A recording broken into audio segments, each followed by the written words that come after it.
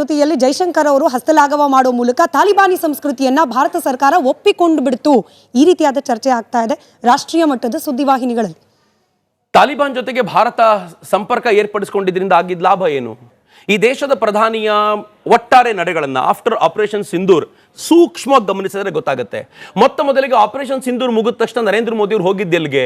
Cyprus ಅನ್ನೋ ದೇಶಕ್ಕೆ ಹೋದ್ರು. ಎಷ್ಟು ಚಿಕ್ಕ ದೇಶ ಅಂತಂದ್ರೆ ಕಾಂಗ್ರೆಸ್ಸಿನ ಒಬ್ಬ ನಾಯಕ ಹೇಳಿಬಿಟ್ಟ 15-20 ಸಾವಿರ ಜನ ಇರೋ ದೇಶಕ್ಕೂ ನರೇಂದ್ರ ಮೋದಿ ಹೋಗ್ತಿದ್ದಾರೆ ಅಂತ. ಅವನಿಗೆ ಗೊತ್ತೇ ಇರಲಿಲ್ಲ ಸಿಪ್ರಸ್ನ ಮಹತ್ವ ಏನು ಅಂತ. Cyprus Turkey ಪಕ್ಕದಲ್ಲಿರುವಂಥದ್ದು. ಟರ್ಕಿಗೂ ಮತ್ತು ಸಿಪ್ರಸ್ಗೂ ಒಂದು ಬಫರ್ ಲ್ಯಾಂಡ್ ಮಧ್ಯದಲ್ಲಿದೆ. ಟರ್ಕಿ ಅದನ್ನು ತನ್ನದ್ದು ಅಂತ ಹೇಳುತ್ತೆ. ಈ ದೇಶದ ಪ್ರಧಾನಿ ಅಲ್ಲಿ ಹೋಗಿ ನಿಂತ್ಕೊಂಡು ನಾನು ನಿನ್ನ ಜೊತೆ ಇದ್ದೀನಿ ಅಂತ ಹೇಳಿ ಬಂದಿದ್ದು ಯಾರಿಗೆ ಎಚ್ಚರಿಕೆ? ಟರ್ಕಿಗೆ ಎಚ್ಚರಿಕೆ. ಯಾಕೆ ಎಚ್ಚರಿಕೆ? ನನ್ನ ವಿರುದ್ಧ ಪಾಕಿಸ್ತಾನಕ್ಕೆ ಡ್ರೋನ್ ಸಪ್ಲೈ ಮಾಡಿದ್ಯಲ್ಲ, ನಿನ್ನ ವಿರುದ್ಧ ಸಿಪ್ರಸ್ಗೆ ನಾನು ಏನು ಮಾಡ್ತೀನಿ ನೋಡ್ತಾ ಇರು, ಎಚ್ಚರಿಕೆಯಿಂದಿರು ಅಂತ. ನೆಕ್ಸ್ಟ್ ತಂಟೆ ಮಾಡಿದಾಗ ಪಾಕಿಸ್ತಾನ ಟರ್ಕಿಯನ್ನು ಕಂಟ್ರೋಲ್ ಮಾಡ್ಲಿಕ್ಕೆ ಒಂದು ಜಾಗ ಬೇಕಿತ್ತು, ಅವ್ರಿಗೆ ಯೂಸ್ ಮಾಡಿದ್ರು ಅವರು.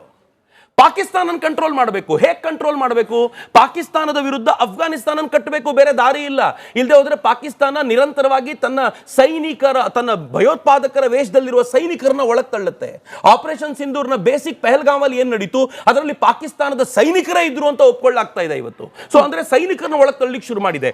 ಪಾಕಿಸ್ತಾನವನ್ನು ನೀವು ಬೇರೆ ಕಡೆ ಎಂಗೇಜ್ ಮಾಡಿ ಅದನ್ನ ನಿರಂತರ ಅವಮಾನಕ್ಕೆ ಗುರಿಪಡಿಸಲಿಲ್ಲ ಅಂತಂದ್ರೆ ಅದು ನಮ್ಮ ಮೇಲೆ ತಿರುಗುತ್ತೆ. ನಮಗೊಂದು ಅನಿವಾರ್ಯತೆ ಇದೆ ತಾಲಿಬಾನ್ ಜೊತೆ ಚೆನ್ನಾಗಿರಬೇಕು ಅಂತ. ನಾವು ತಾಲಿಬಾನ್ ಜೊತೆ ಚೆನ್ನಾಗಿದ್ದೀವಿ. ಚೆನ್ನಾಗಿರೋದು ಮಾತ್ರ ಅಲ್ಲ, ಬರೀ ಇಂಟರ್ನಲ್ ಫ್ರೆಂಡ್ಶಿಪ್ ಅಲ್ಲ, ನಾವಲ್ಲಿ ಫುಲ್ ಫ್ಲೆಡ್ಜ್ಡ್ ಎಂಬಸಿಯನ್ನ ಓಪನ್ ಮಾಡಿದ್ದೀವಿ. ಇತ್ತೀಚೆಗೆ ಮಾಡ್ತೀವಿ ಅಂತ ಭರವಸೆ ಕೊಟ್ಟಿದ್ದೀವಿ. ಅಲ್ಲಿ ತಾಲಿಬಾನ್ನ ವಿದೇಶಾಂಗ ಸಚಿವ ಭಾರತಕ್ಕೆ ಬಂದು ಏನು ಹೇಳ್ತಾನೆ ಗೊತ್ತಾ? ಪಾಕಿಸ್ತಾನದವರು ನಮ್ಮ ಜನರನ್ನು ಕೊಲ್ತಾರೆ, ಭಾರತದವರು ನಮ್ಗೆ ಆಂಬ್ಯುಲೆನ್ಸ್ ಕಳಿಸ್ತಾರೆ, ನಾವು ಯಾರ ಜೊತೆಗೆ ಇರಬೇಕು? ಸೊ ಟು ಬಿ ಪ್ರಿಸೈಸ್, ಮುಸಲ್ಮಾನರನ್ನ ಪ್ರೀತಿಸೋದೇ ಆದರೆ ಕಾಂಗ್ರೆಸ್ ಇವತ್ತು ಭಾರತ ಸರ್ಕಾರನ ಅಭಿನಂದಿಸಬೇಕು. ಮುಸಲ್ಮಾನರನ್ನು ಉಳಿಸ್ತಾ ಇದ್ದೀರಾ ನೀವಲ್ಲಿ ಅಂತ. ಆದರೆ ಅವ್ರಿಗೆ ಅದಲ್ಲ, ಅವರಿಗೆ ಮುಸಲ್ಮಾನರ ಮೇಲೆ ಪ್ರೀತಿ ಅಲ್ಲ, ಪಾಕಿಸ್ತಾನದ ಮೇಲೆ ಪ್ರೀತಿ ಅವರಿಗೆ. ಹಿಂಗಾಗಿ but I have not completed. ಇನ್ನೊಂದು ಮಜಾ ಇದೆ. ಇಡೀ ಆಪರೇಷನ್ ಸಿಂಧೂರ್ನಲ್ಲಿ ಅವರಿಗೆ ಸಪೋರ್ಟ್ ಮಾಡಿದ ಮತ್ತೊಂದು ಮೇಜರ್ ಕಂಟ್ರಿ ಇತ್ತು, ಅದು ಚೀನಾ. ಈ ದೇಶದ ಪ್ರಧಾನಿ 2 ದಿನಗಳ ಹಿಂದೆ, ಅಥವಾ ಮಂಗೋಲಿಯಾದ ಅಧ್ಯಕ್ಷರು 2 ದಿನಗಳ ಹಿಂದೆ ಭಾರತಕ್ಕೆ ಬಂದಿದ್ರು. ಭಾರತಕ್ಕೆ ಬಂದಾಗ ಏನು ಹೇಳಿದ್ದಾರೆ ಗೊತ್ತಾ ಈ ದೇಶದ ಪ್ರಧಾನಿ? ಮಂಗೋಲಿಯಾಕ್ಕೆ ರಷ್ಯಾ ಮತ್ತು ಚೀನಾದ ಬಾರ್ಡರ್ಗಳಲ್ಲಿ ಮಂಗೋಲಿಯಾದ ಏನ್ ಭಾಗ ಇದೆ ಅದನ್ನು ರಕ್ಷಿಸಿಕೊಳ್ಳಲಿಕ್ಕೆ ಭಾರತ ಎಲ್ಲ ಸಪೋರ್ಟ್ ಅನ್ನು ಮಂಗೋಲಿಯಾಕ್ಕೆ ಮಾಡುತ್ತೆ ಅಂತ. ಅಂದ್ರೆ ಚೀನಾನು ಬಿಟ್ಲಿಲ್ಲ ನಾವು.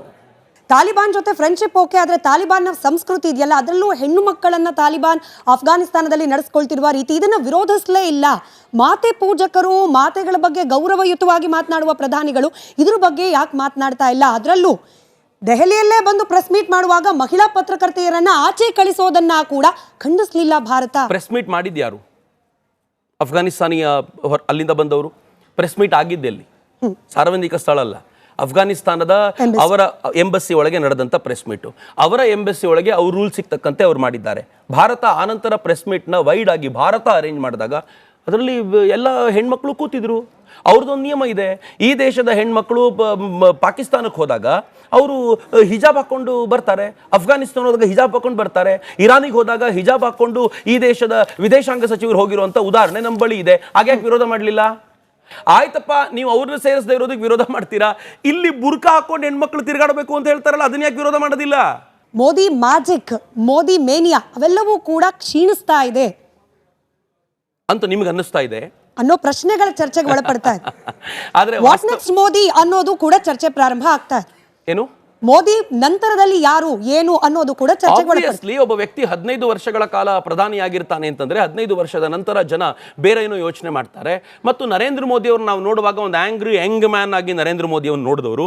ನರೇಂದ್ರ ಮೋದಿ ಮಾತನಾಡ್ತಾ ಇರುವಾಗ ಆಂಗರ್ ಕಾಣಿಸ್ತಿತ್ತು, ಅವೆಲ್ಲ ಹಂಗೆ ನೋಡ್ತಾ ಇದ್ವಿ ನಾವು. ಬಟ್ ಈಗ ನರೇಂದ್ರ ಮೋದಿ ಜಾಗತಿಕ ಮಟ್ಟದ ನಾಯಕರಾಗಿ ಬೆಳೆದ ನಂತರ ಹಾಗೆ ಬಿಹೇವ್ ಮಾಡ್ಲಿಕ್ಕೆ ಆಗೋದಿಲ್ಲ. ಅವರು ಬೇರೆ ಬೇರೆ ದಿಕ್ಕಲ್ಲಿ 108 ಕೆಲಸಗಳನ್ನು ಮಾಡ್ತಾ ಇದ್ರು. ಜಾಗತಿಕ ವಿಚಾರ ಬಂದಾಗ ಅವರೊಂದು ಕೂಲ್ ಹೆಡೆಡ್ ಆಗಿ ಅವ್ರೇನು ಹ್ಯಾಂಡಲ್ ಮಾಡದಂತೆ ಕಾಣ್ತಾರೆ. ಆ ಕಾರಣಕ್ಕೋಸ್ಕರ ಬಹಳ ಜನ ಹಾಟ್ ಬ್ಲಡೆಡ್ ಹುಡುಗರಿಗೆ ನರೇಂದ್ರ ಮೋದಿ ನಂತರ ಮತ್ತೊಬ್ಬ ಸ್ಟ್ರಾಂಗ್ ಪರ್ಸನಾಲಿಟಿ ಬೇಕು ಅಂತ ಅನಿಸಿದ್ದಿರ್ಬೋದು. ಆದರೆ ಈ ದೇಶದ ಕಾಮನ್ ಮ್ಯಾನ್ ಇವತ್ತಿಗೂ ಕೂಡ ನರೇಂದ್ರ ಮೋದಿ ಅವರನ್ನ ದೇವರು ಅಂತ ಭಾವಿಸ್ತಾನೆ. ಇನ್ನೂ ಇದ್ರೆ, ಈಗ ನನ್ನನ್ನೇ ಕೇಳಿದ್ರೆ ಪ್ರಾಬಬ್ಲಿ ಕಳೆದ 1 ವರ್ಷದ ವೇಳೆಗೆ ನಾನು 15 ಆದ್ಮೇಲೆ ನರೇಂದ್ರ ಮೋದಿ ಬಿಟ್ಕೊಡ್ಬೋದು ಅನ್ನೋ ಭಾವನೆಯಲ್ಲಿದ್ದೆ. ಬಟ್ ಈಗ ಕೇಳಿದ್ರೆ ಇನ್ನು 10 ವರ್ಷ ನರೇಂದ್ರ ಮೋದಿ ಇರಬೇಕು ಅಂತ ಅನ್ಸುತ್ತೆ. ಬಿಕಾಸ್ ಆಪರೇಷನ್ ಸಿಂಧೂರ್ನ ಮನುಷ್ಯ ಹ್ಯಾಂಡಲ್ ಮಾಡಿದ ಸ್ಟೈಲ್ ನೋಡಿದ್ರೆ ಪಾಕಿಸ್ತಾನ ಚೂರ್ ಆಗುವವರೆಗೂ ಚೀನಾ ತೆಪ್ಪಗೆ ಬಿದ್ದಿರೋವರೆಗೂ ನರೇಂದ್ರ ಮೋದಿ ಭಾರತವನ್ನು ಲೀಡ್ ಮಾಡಬೇಕು ಅಂತ ಅನ್ಸುತ್ತೆ. ನನಗೊಬ್ಬನಿಗೆ ಮಾತ್ರ ಅಲ್ಲ, ಯಾವ ಜೆನ್ಜಿ ಬಗ್ಗೆ ನಾವು ಮಾತನಾಡ್ತಿದ್ದೀವೋ ಆ ಜೆನ್ಜಿ ಹಿಂಗೆ ಹೇಳುತ್ತೆ. ಯಾವ ಜೆನ್ಜಿಯ ಕುರಿತಂತೆ ಕಾಂಗ್ರೆಸ್ಸಿಗೆ ಬಹಳ ದೊಡ್ಡ ಕಲ್ಪನೆ ಇತ್ತೋ, ನೇಪಾಳದಲ್ಲಿ ಹೆಂಗಾಯ್ತೋ ಹಂಗೆ ಮಾಡ್ಬಿಡ್ತಾರೆ ಅಂತ ಅನ್ಕೊಂಡಿದ್ರು, ಅವರು ಎಲ್ಲ ಫೀಡ್ ಮಾಡಿ ಲಡಾಖ್ನಲ್ಲಿ ಶುರು ಮಾಡಿದ ಎರಡನೇ ದಿನ ಪ್ರೊಟೆಸ್ಟ್ಗಳು ನಿಂತೋದ್ವು, ಎಲ್ಲ ಸೈಲೆಂಟ್ ಆಗೋಯ್ತು, ಏನೂ ಸುದ್ದಿ ಇಲ್ಲ. ಇಡೀ ದೇಶದಲ್ಲಿ ಜೆನ್ಜಿ ಕಾಂಗ್ರೆಸ್ಸಿನ ಪರವಾಗಿ ಪ್ರೊಟೆಸ್ಟ್ಗೆ ಬರ್ಲಿಕ್ಕೆ ಸಾಧ್ಯ ಇಲ್ಲ. ಯಾಕೆ ಅಂತಂದ್ರೆ ಕಾಂಗ್ರೆಸ್ಸಿನ ನೇತೃತ್ವವನ್ನೇ ಒಪ್ಪಿಕೊಳ್ಳಿಕ್ಕೆ ಜೆನ್ಜಿ ತಯಾರಿಲ್ಲ. ಜೊತೆಯಲ್ಲಿ ಜೈಶಂಕರ್ ಅವರು ಹಸ್ತಲಾಘವ ಮಾಡೋ ಮೂಲಕ ತಾಲಿಬಾನಿ ಸಂಸ್ಕೃತಿಯನ್ನ ಭಾರತ ಸರ್ಕಾರ ಒಪ್ಪಿಕೊಂಡು ಬಿಡ್ತು, ಈ ರೀತಿಯಾದ ಚರ್ಚೆ ಆಗ್ತಾ ಇದೆ ರಾಷ್ಟ್ರೀಯ ಮಟ್ಟದ ಸುದ್ದಿವಾಹಿನಿಗಳಲ್ಲಿ. ತಾಲಿಬಾನ್ ಜೊತೆಗೆ ಭಾರತ ಸಂಪರ್ಕ ಏರ್ಪಡಿಸಿಕೊಂಡಿದ್ರಿಂದ ಆಗಿದ್ದ ಲಾಭ ಏನು? ಈ ದೇಶದ ಪ್ರಧಾನಿಯ ಒಟ್ಟಾರೆ ನಡೆಗಳನ್ನು ಆಫ್ಟರ್ ಆಪರೇಷನ್ ಸಿಂಧೂರ್ ಸೂಕ್ಷ್ಮವಾಗಿ ಗಮನಿಸಿದ್ರೆ ಗೊತ್ತಾಗುತ್ತೆ. ಮೊದಲಿಗೆ ಆಪರೇಷನ್ ಸಿಂಧೂರ್ ಮುಗಿದ ತಕ್ಷಣ ನರೇಂದ್ರ ಮೋದಿ ಅವರು ಹೋಗಿದ್ದೆಲ್ಲಿಗೆ? ಸಿಪ್ರಸ್ ಅನ್ನೋ ದೇಶಕ್ಕೆ ಹೋದ್ರು. ಎಷ್ಟು ಚಿಕ್ಕ ದೇಶ ಅಂತಂದ್ರೆ ಕಾಂಗ್ರೆಸ್ಸಿನ ಒಬ್ಬ ನಾಯಕ ಹೇಳಿಬಿಟ್ಟ 15-20 ಸಾವಿರ ಜನ ಇರೋ ದೇಶಕ್ಕೂ ನರೇಂದ್ರ ಮೋದಿ ಹೋಗ್ತಿದ್ದಾರೆ ಅಂತ. ಅವನಿಗೆ ಗೊತ್ತೇ ಇರಲಿಲ್ಲ ಸಿಪ್ರಸ್ನ ಮಹತ್ವ ಏನು ಅಂತ. Cyprus Turkey ಪಕ್ಕದಲ್ಲಿರುವಂಥದ್ದು. ಟರ್ಕಿಗೂ ಮತ್ತು ಸಿಪ್ರಸ್ಗೂ ಒಂದು ಬಫರ್ ಲ್ಯಾಂಡ್ ಮಧ್ಯದಲ್ಲಿದೆ. ಟರ್ಕಿ ಅದನ್ನು ತನ್ನದ್ದು ಅಂತ ಹೇಳುತ್ತೆ. ಈ ದೇಶದ ಪ್ರಧಾನಿ ಅಲ್ಲಿ ಹೋಗಿ ನಿಂತುಕೊಂಡು ನಾನು ನಿನ್ನ ಜೊತೆ ಇದ್ದೀನಿ ಅಂತ ಹೇಳಿ ಬಂದಿದ್ದು ಯಾರಿಗೆ ಎಚ್ಚರಿಕೆ? ಟರ್ಕಿಗೆ ಎಚ್ಚರಿಕೆ. ಯಾಕೆ ಎಚ್ಚರಿಕೆ? ನನ್ನ ವಿರುದ್ಧ ಪಾಕಿಸ್ತಾನಕ್ಕೆ ಡ್ರೋನ್ ಸಪ್ಲೈ ಮಾಡಿದ್ಯಲ್ಲ, ನಿನ್ನ ವಿರುದ್ಧ ಸಿಪ್ರಸ್ಗೆ ನಾನು ಏನು ಮಾಡ್ತೀನಿ ನೋಡ್ತಾ ಇರು, ಎಚ್ಚರಿಕೆಯಿಂದಿರು ಅಂತ. ನೆಕ್ಸ್ಟ್ ತಂಟೆ ಮಾಡಿದಾಗ ಪಾಕಿಸ್ತಾನ ಟರ್ಕಿಯನ್ನ ಕಂಟ್ರೋಲ್ ಮಾಡ್ಲಿಕ್ಕೆ ಒಂದು ಜಾಗ ಬೇಕಿತ್ತು, ಅವ್ರಿಗೆ ಯೂಸ್ ಮಾಡಿದ್ರು ಅವರು. ಪಾಕಿಸ್ತಾನ ಕಂಟ್ರೋಲ್ ಮಾಡಬೇಕು. ಹೇಗೆ ಕಂಟ್ರೋಲ್ ಮಾಡಬೇಕು? ಪಾಕಿಸ್ತಾನದ ವಿರುದ್ಧ ಅಫ್ಘಾನಿಸ್ತಾನ ಕಟ್ಟಬೇಕು, ಬೇರೆ ದಾರಿ ಇಲ್ಲ. ಇಲ್ಲದೆ ಹೋದ್ರೆ ಪಾಕಿಸ್ತಾನ ನಿರಂತರವಾಗಿ ತನ್ನ ಭಯೋತ್ಪಾದಕರ ವೇಷದಲ್ಲಿರುವ ಸೈನಿಕರನ್ನ ಒಳಗೆ ತಳ್ಳುತ್ತೆ. ಆಪರೇಷನ್ ಸಿಂಧೂರ್ನ ಬೇಸಿಕ್ ಪಹಲ್ಗಾಮಲ್ಲಿ ಏನ್ ನಡೀತು, ಅದರಲ್ಲಿ ಪಾಕಿಸ್ತಾನದ ಸೈನಿಕರೇ ಇದ್ರು ಅಂತ ಒಪ್ಕೊಳ್ಳಾಗ್ತಾ ಇದೆ ಇವತ್ತು. ಸೊ ಅಂದ್ರೆ ಸೈನಿಕರನ್ನ ಒಳಗೆ ತಳ್ಳಿಕ್ಕೆ ಶುರು ಮಾಡಿದೆ. ಪಾಕಿಸ್ತಾನವನ್ನು ನೀವು ಬೇರೆ ಕಡೆ ಎಂಗೇಜ್ ಮಾಡಿ ಅದನ್ನ ನಿರಂತರ ಅವಮಾನಕ್ಕೆ ಗುರಿಪಡಿಸಲಿಲ್ಲ ಅಂತಂದ್ರೆ ಅದು ನಮ್ಮ ಮೇಲೆ ತಿರುಗುತ್ತೆ. ನಮಗೊಂದು ಅನಿವಾರ್ಯತೆ ಇದೆ ತಾಲಿಬಾನ್ ಜೊತೆ ಚೆನ್ನಾಗಿರಬೇಕು ಅಂತ. ನಾವು ತಾಲಿಬಾನ್ ಜೊತೆ ಚೆನ್ನಾಗಿದ್ದೀವಿ. ಚೆನ್ನಾಗಿರೋದು ಮಾತ್ರ ಅಲ್ಲ, ಬರೀ ಇಂಟರ್ನಲ್ ಫ್ರೆಂಡ್ಶಿಪ್ ಅಲ್ಲ, ನಾವಲ್ಲಿ ಫುಲ್ ಫ್ಲೆಡ್ಜ್ಡ್ ಎಂಬಸಿಯನ್ನ ಓಪನ್ ಮಾಡಿದ್ದೀವಿ, ಇತ್ತೀಚೆಗೆ ಮಾಡ್ತೀವಿ ಅಂತ ಭರವಸೆ ಕೊಟ್ಟಿದ್ದೀವಿ. ಅಲ್ಲಿ ತಾಲಿಬಾನ್ನ ವಿದೇಶಾಂಗ ಸಚಿವ ಭಾರತಕ್ಕೆ ಬಂದು ಏನು ಹೇಳ್ತಾನೆ ಗೊತ್ತಾ? ಪಾಕಿಸ್ತಾನದವರು ನಮ್ಮ ಜನರನ್ನು ಕೊಲ್ತಾರೆ, ಭಾರತದವರು ನಮ್ಗೆ ಆಂಬ್ಯುಲೆನ್ಸ್ ಕಳಿಸ್ತಾರೆ, ನಾವು ಯಾರ ಜೊತೆಗಿರಬೇಕು? ಸೊ ಟು ಬಿ ಪ್ರಿಸೈಸ್, ಮುಸಲ್ಮಾನರನ್ನ ಪ್ರೀತಿಸೋದೇ ಆದ್ರೆ ಕಾಂಗ್ರೆಸ್ ಇವತ್ತು ಭಾರತ ಸರ್ಕಾರನ ಅಭಿನಂದಿಸಬೇಕು. ಮುಸಲ್ಮಾನರನ್ನು ಉಳಿಸ್ತಾ ಇದ್ದೀರಾ ನೀವಲ್ಲಿ ಅಂತ. ಆದ್ರೆ ಅವ್ರಿಗೆ ಅದಲ್ಲ, ಅವರಿಗೆ ಮುಸಲ್ಮಾನರ ಮೇಲೆ ಪ್ರೀತಿ ಅಲ್ಲ, ಪಾಕಿಸ್ತಾನದ ಮೇಲೆ ಪ್ರೀತಿ ಅವರಿಗೆ. ಹಿಂಗಾಗಿ but I have not completed. ಇನ್ನೊಂದು ಮಜಾ ಇದೆ. ಇಡೀ ಆಪರೇಷನ್ ಸಿಂಧೂರ್ನಲ್ಲಿ ಅವರಿಗೆ ಸಪೋರ್ಟ್ ಮಾಡಿದ ಮತ್ತೊಂದು ಮೇಜರ್ ಕಂಟ್ರಿ ಇತ್ತು, ಅದು ಚೀನಾ. ಈ ದೇಶದ ಪ್ರಧಾನಿ 2 ದಿನಗಳ ಹಿಂದೆ, ಅಥವಾ ಮಂಗೋಲಿಯಾದ ಅಧ್ಯಕ್ಷರು 2 ದಿನಗಳ ಹಿಂದೆ ಭಾರತಕ್ಕೆ ಬಂದಿದ್ರು. ಭಾರತಕ್ಕೆ ಬಂದಾಗ ಏನ್ ಹೇಳಿದ್ದಾರೆ ಗೊತ್ತಾ ಈ ದೇಶದ ಪ್ರಧಾನಿ? ಮಂಗೋಲಿಯಾಕ್ಕೆ ರಷ್ಯಾ ಮತ್ತು ಚೀನಾದ ಬಾರ್ಡರ್ಗಳಲ್ಲಿ ಮಂಗೋಲಿಯಾದ ಏನ್ ಭಾಗ ಇದೆ ಅದನ್ನು ರಕ್ಷಿಸಿಕೊಳ್ಳಲಿಕ್ಕೆ ಭಾರತ ಎಲ್ಲ ಸಪೋರ್ಟ್ ಅನ್ನು ಮಂಗೋಲಿಯಾಕ್ಕೆ ಮಾಡುತ್ತೆ ಅಂತ. ಅಂದ್ರೆ ಚೀನಾನು ಬಿಟ್ಲಿಲ್ಲ ನಾವು. ತಾಲಿಬಾನ್ ಜೊತೆ ಫ್ರೆಂಡ್ಶಿಪ್ ಓಕೆ, ಆದ್ರೆ ತಾಲಿಬಾನ್ನ ಸಂಸ್ಕೃತಿ ಇದೆಯಲ್ಲ, ಅದರಲ್ಲೂ ಹೆಣ್ಣು ಮಕ್ಕಳನ್ನ ತಾಲಿಬಾನ್ ಅಫ್ಘಾನಿಸ್ತಾನದಲ್ಲಿ ನಡೆಸ್ಕೊಳ್ತಿರುವ ರೀತಿ, ಇದನ್ನ ವಿರೋಧಿಸಲೇ ಇಲ್ಲ. ಮಾತೆ ಪೂಜಕರು, ಮಾತೆಗಳ ಬಗ್ಗೆ ಗೌರವಯುತವಾಗಿ ಮಾತನಾಡುವ ಪ್ರಧಾನಿಗಳು ಇದ್ರ ಬಗ್ಗೆ ಯಾಕೆ ಮಾತನಾಡ್ತಾ ಇಲ್ಲ? ಅದರಲ್ಲೂ ದೆಹಲಿಯಲ್ಲೇ ಬಂದು ಪ್ರೆಸ್ ಮೀಟ್ ಮಾಡುವಾಗ ಮಹಿಳಾ ಪತ್ರಕರ್ತೆಯರನ್ನ ಆಚೆ ಕಳಿಸೋದನ್ನ ಕೂಡ ಖಂಡಿಸಲಿಲ್ಲ ಭಾರತ. ಪ್ರೆಸ್ ಮೀಟ್ ಮಾಡಿದ್ಯಾರು? ಅಫ್ಘಾನಿಸ್ತಾನಿಯ ಅಲ್ಲಿಂದ ಬಂದವರು. ಪ್ರೆಸ್ ಮೀಟ್ ಆಗಿದ್ದೆಲ್ಲಿ? ಸಾರ್ವಜನಿಕ ಸ್ಥಳ ಅಲ್ಲ, ಅಫ್ಘಾನಿಸ್ತಾನದ ಅವರ ಎಂಬಸಿ ಒಳಗೆ ನಡೆದಂತ ಪ್ರೆಸ್ ಮೀಟು. ಅವರ ಎಂಬಸಿ ಒಳಗೆ ಅವ್ರ ರೂಲ್ ಸಿಗ್ತಕ್ಕಂತೆ ಅವ್ರು ಮಾಡಿದ್ದಾರೆ. ಭಾರತ ಆನಂತರ ಪ್ರೆಸ್ ಮೀಟ್ನ ವೈಡ್ ಆಗಿ ಭಾರತ ಅರೇಂಜ್ ಮಾಡಿದಾಗ ಅದರಲ್ಲಿ ಎಲ್ಲ ಹೆಣ್ಮಕ್ಳು ಕೂತಿದ್ರು. ಅವ್ರದ್ದೊಂದು ನಿಯಮ ಇದೆ. ಈ ದೇಶದ ಹೆಣ್ಮಕ್ಳು ಪಾಕಿಸ್ತಾನಕ್ಕೆ ಹೋದಾಗ ಅವರು ಹಿಜಾಬ್ ಹಾಕೊಂಡು ಬರ್ತಾರೆ, ಅಫ್ಘಾನಿಸ್ತಾನ ಹೋದಾಗ ಹಿಜಾಬ್ ಹಾಕೊಂಡು ಬರ್ತಾರೆ, ಇರಾನಿಗೆ ಹೋದಾಗ ಹಿಜಾಬ್ ಹಾಕೊಂಡು ಈ ದೇಶದ ವಿದೇಶಾಂಗ ಸಚಿವರು ಹೋಗಿರುವಂತ ಉದಾಹರಣೆ ನಮ್ಮ ಬಳಿ ಇದೆ. ಹಾಗ್ಯಾಕೆ ವಿರೋಧ ಮಾಡಲಿಲ್ಲ? ಆಯ್ತಪ್ಪ, ನೀವು ಅವ್ರನ್ನ ಸೇರಿಸದೇ ಇರೋದಕ್ಕೆ ವಿರೋಧ ಮಾಡ್ತೀರಾ. ಇಲ್ಲಿ ಬುರ್ಕಾ ಹಾಕೊಂಡು ಹೆಣ್ಮಕ್ಳು ತಿರುಗಾಡಬೇಕು ಅಂತ ಹೇಳ್ತಾರಲ್ಲ, ಅದನ್ನ ಯಾಕೆ ವಿರೋಧ ಮಾಡೋದಿಲ್ಲ? ಮೋದಿ ಮ್ಯಾಜಿಕ್, ಮೋದಿ ಮೇನಿಯಾ ಅವೆಲ್ಲವೂ ಕೂಡ ಕ್ಷೀಣಿಸ್ತಾ ಇದೆ ಅಂತ ನಿಮ್ಗೆ ಅನ್ನಿಸ್ತಾ ಇದೆ ಅನ್ನೋ ಪ್ರಶ್ನೆಗಳ ಚರ್ಚೆಗೆ ಒಳಪಡ್ತಾ ಇದೆ.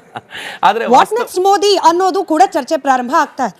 ಏನು ಮೋದಿ ನಂತರದಲ್ಲಿ ಯಾರು ಏನು ಅನ್ನೋದು ಕೂಡ ಚರ್ಚೆಗೆ ಒಳಪಡ್ತಾ. ಒಬ್ಬ ವ್ಯಕ್ತಿ 15 ವರ್ಷಗಳ ಕಾಲ ಪ್ರಧಾನಿಯಾಗಿರ್ತಾನೆ ಅಂತಂದ್ರೆ 15 ವರ್ಷದ ನಂತರ ಜನ ಬೇರೆ ಏನೋ ಯೋಚನೆ ಮಾಡ್ತಾರೆ. ಮತ್ತು ನರೇಂದ್ರ ಮೋದಿ ಅವರು ನಾವು ನೋಡುವಾಗ ಒಂದು ಆಂಗ್ರಿ ಯಂಗ್ ಮ್ಯಾನ್ ಆಗಿ ನರೇಂದ್ರ ಮೋದಿ ಅವ್ರು ನೋಡಿದವರು. ನರೇಂದ್ರ ಮೋದಿ ಮಾತನಾಡ್ತಾ ಇರುವಾಗ ಆಂಗರ್ ಕಾಣಿಸ್ತಿತ್ತು, ಅವೆಲ್ಲ ಹಂಗೆ ನೋಡ್ತಾ ಇದ್ವಿ ನಾವು. ಬಟ್ ಈಗ ನರೇಂದ್ರ ಮೋದಿ ಜಾಗತಿಕ ಮಟ್ಟದ ನಾಯಕರಾಗಿ ಬೆಳೆದ ನಂತರ ಹಾಗೆ ಬಿಹೇವ್ ಮಾಡ್ಲಿಕ್ಕೆ ಆಗೋದಿಲ್ಲ. ಅವರು ಬೇರೆ ಬೇರೆ ದಿಕ್ಕಲ್ಲಿ 108 ಕೆಲಸಗಳನ್ನು ಮಾಡ್ತಾ ಇದ್ರು. ಜಾಗತಿಕ ವಿಚಾರ ಬಂದಾಗ ಅವರೊಂದು ಕೂಲ್ ಹೆಡೆಡ್ ಆಗಿ ಅವ್ರೇನ್ ಹ್ಯಾಂಡಲ್ ಮಾಡದಂತೆ ಕಾಣ್ತಾರೆ. ಆ ಕಾರಣಕ್ಕೋಸ್ಕರ ಬಹಳ ಜನ ಹಾಟ್ ಬ್ಲಡೆಡ್ ಹುಡುಗರಿಗೆ ನರೇಂದ್ರ ಮೋದಿ ನಂತರ ಮತ್ತೊಬ್ಬ ಸ್ಟ್ರಾಂಗ್ ಪರ್ಸನಾಲಿಟಿ ಬೇಕು ಅಂತ ಅನಿಸಿದ್ದಿರ್ಬೋದು. ಆದರೆ ಈ ದೇಶದ ಕಾಮನ್ ಮ್ಯಾನ್ ಇವತ್ತಿಗೂ ಕೂಡ ನರೇಂದ್ರ ಮೋದಿ ಅವರನ್ನ ದೇವರು ಅಂತ ಭಾವಿಸ್ತಾನೆ. ಇನ್ನೂ ಇದ್ರೆ, ಈಗ ನನ್ನನ್ನೇ ಕೇಳಿದ್ರೆ ಪ್ರಾಬಬ್ಲಿ ಕಳೆದ ಒಂದು ವರ್ಷದ ವೇಳೆಗೆ ನಾನು 15 ಆದ್ಮೇಲೆ ನರೇಂದ್ರ ಮೋದಿ ಬಿಟ್ಕೊಡ್ಬೋದು ಅನ್ನೋ ಭಾವನೆಯಲ್ಲಿದ್ದೆ. ಬಟ್ ಈಗ ಕೇಳಿದ್ರೆ ಇನ್ನು 10 ವರ್ಷ ನರೇಂದ್ರ ಮೋದಿ ಇರಬೇಕು ಅಂತ ಅನ್ಸುತ್ತೆ. ಬಿಕಾಸ್ ಆಪರೇಷನ್ ಸಿಂಧೂರ್ನ ಮನುಷ್ಯ ಹ್ಯಾಂಡಲ್ ಮಾಡಿದ ಸ್ಟೈಲ್ ನೋಡಿದ್ರೆ ಪಾಕಿಸ್ತಾನ ಚೂರ್ ಚೂರ್ ಆಗುವವರೆಗೂ, ಚೀನಾ ತೆಪ್ಪಗೆ ಬಿದ್ದಿರೋವರೆಗೂ ನರೇಂದ್ರ ಮೋದಿ ಭಾರತವನ್ನು ಲೀಡ್ ಮಾಡಬೇಕು ಅಂತ ಅನ್ಸುತ್ತೆ. ಇದು ನನಗೊಬ್ಬನಿಗೆ ಮಾತ್ರ ಅಲ್ಲ, ಯಾವ ಜೆನ್ಜಿ ಬಗ್ಗೆ ನಾವು ಮಾತನಾಡ್ತಿದ್ವೋ ಆ ಜೆನ್ಜಿ ಹಿಂಗೆ ಹೇಳುತ್ತೆ. ಯಾವ ಜೆನ್ಜಿಯ ಕುರಿತಂತೆ ಕಾಂಗ್ರೆಸ್ಸಿಗೆ ಬಹಳ ದೊಡ್ಡ ಕಲ್ಪನೆ ಇತ್ತೋ, ನೇಪಾಳದಲ್ಲಿ ಹೆಂಗಾಯ್ತೋ ಹಂಗೆ ಮಾಡ್ಬಿಡ್ತಾರೆ ಅಂತ ಅನ್ಕೊಂಡಿದ್ರು, ಅವರು ಎಲ್ಲ ಫೀಡ್ ಮಾಡಿ ಲಡಾಖ್ನಲ್ಲಿ ಶುರು ಮಾಡಿದ್ರು. ಶುರು ಮಾಡಿದ 2ನೇ ದಿನ ಪ್ರೊಟೆಸ್ಟ್ಗಳು ನಿಂತೋದ್ವು, ಎಲ್ಲ ಸೈಲೆಂಟ್ ಆಗೋಯ್ತು, ಏನೂ ಸುದ್ದಿ ಇಲ್ಲ. ಇಡೀ ದೇಶದಲ್ಲಿ ಜೆನ್ಜಿ ಕಾಂಗ್ರೆಸ್ಸಿನ ಪರವಾಗಿ ಪ್ರೊಟೆಸ್ಟ್ಗೆ ಬರ್ಲಿಕ್ಕೆ ಸಾಧ್ಯ ಇಲ್ಲ. ಯಾಕೆ ಅಂತಂದ್ರೆ ಕಾಂಗ್ರೆಸ್ಸಿನ ನೇತೃತ್ವವನ್ನೇ ಒಪ್ಪಿಕೊಳ್ಳಿಕ್ಕೆ ಜೆನ್ಜಿ ತಯಾರಿಲ್ಲ.